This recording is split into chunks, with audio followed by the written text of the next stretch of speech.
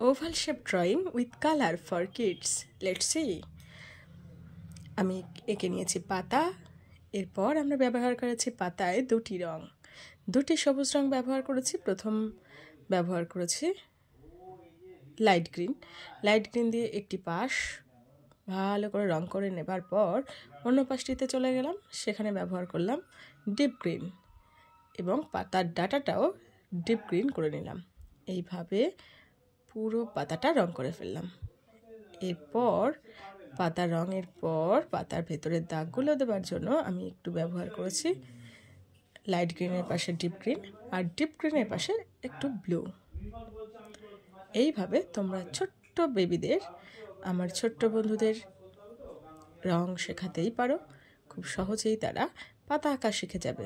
অন্যদিকে চলে গেলাম আরেকটি ডিম আকৃতি দিয়ে ডিমই নিয়ে এলাম।